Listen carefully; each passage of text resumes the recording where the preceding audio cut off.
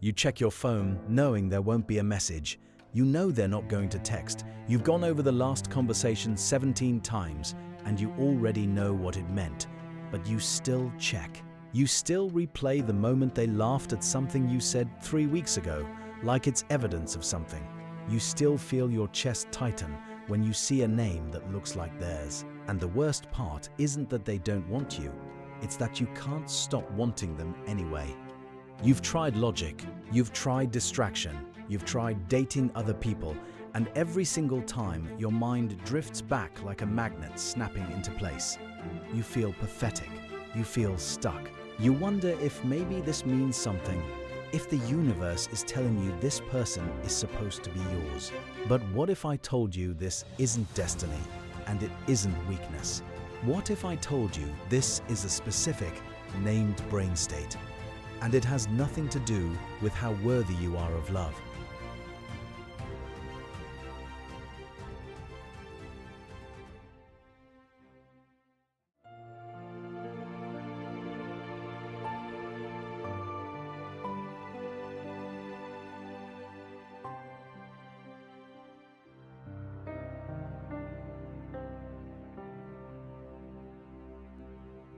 In 1979, psychologist Dorothy Tennov gave this experience a name: limerence. It's not love, it's involuntary, intrusive romantic obsession, and it hijacks the exact same neural circuitry as OCD. Here's what that means. Imagine you touch a doorknob and suddenly you feel contaminated. Your brain says, wash your hands. So you do. Relief floods in for about 2 seconds. Then the thought returns. Did you really wash them well enough? Check again. Wash again. The compulsion gives you relief and then immediately demands more. That's the OCD loop. Now imagine this. You replay the last thing they said to you. You check their Instagram. You imagine the scenario where they finally see you the way you see them. Instant relief. Your nervous system calms. And then 2 minutes later, the thought comes back.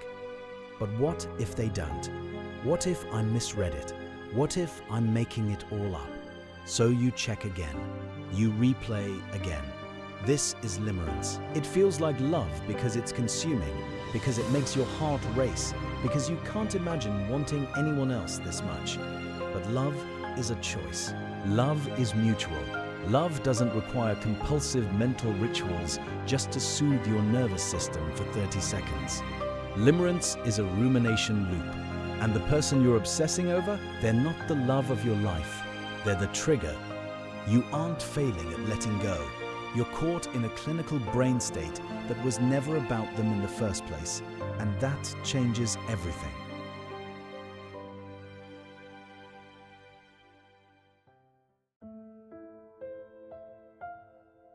So why won't it stop?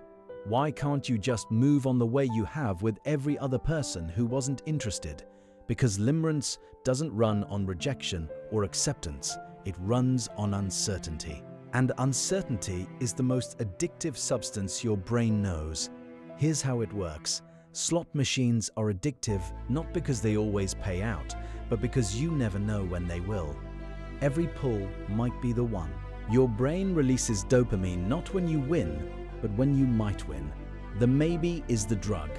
Limerence works on the exact same principle. If this person clearly rejected you, your brain would grieve and move on.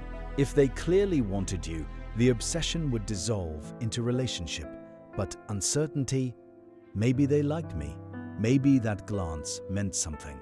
Maybe if I just say the right thing, that keeps your brain pulling the lever. This is called the variable reward effect. And here's the part that will break your heart. Barriers don't weaken limerence, they intensify it. Distance, unavailability, the fact that they're inconsistent, that they're hot and then cold, that they never quite say yes, but never quite say no, that's not an obstacle to overcome. That's the fuel. Alex, the 29-year-old software engineer, experienced this firsthand. He met someone at a work conference. She was warm, then distant, then warm again. For 8 months, he checked her LinkedIn daily. He rewrote texts 20 times. He turned down dates because it wouldn't be fair. He felt weak, but he wasn't weak. He was caught in a variable reward loop. The inconsistency wasn't a bug, it was the entire operating system.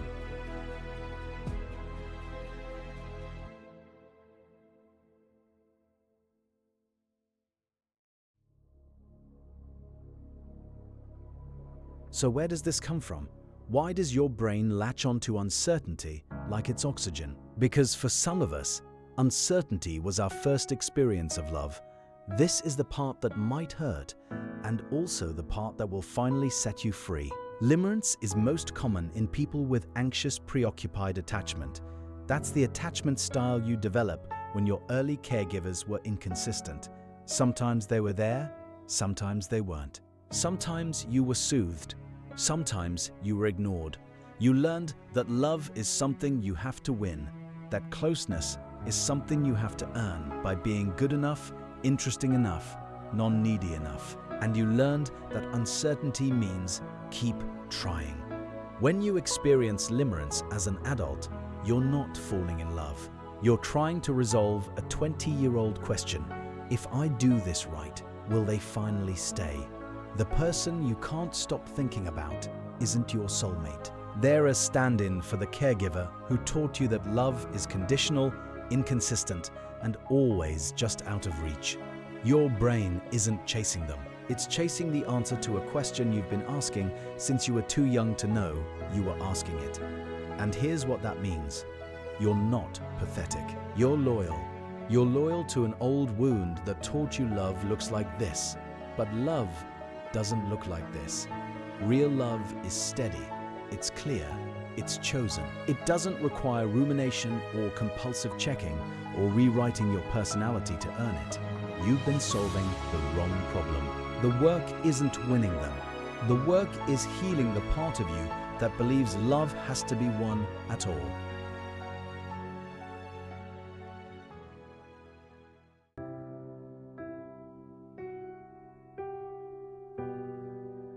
You check your phone.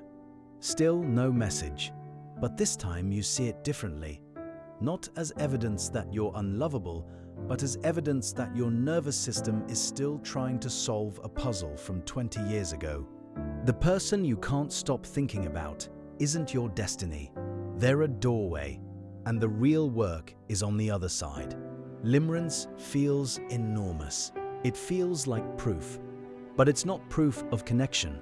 It's proof of a rumination loop fueled by uncertainty and old attachment wounds. The moment you name it, the moment you see it for what it is, you take the first step out. You stop mistaking obsession for depth. You stop mistaking anxiety for passion, and you start asking the question that will actually change your life. What would it feel like to be loved by someone who doesn't make me chase? If this is you, say it out loud. This is limerence. This is not love. This is not destiny. This is a loop I can step out of. You are not pathetic. You are not broken. You are ready.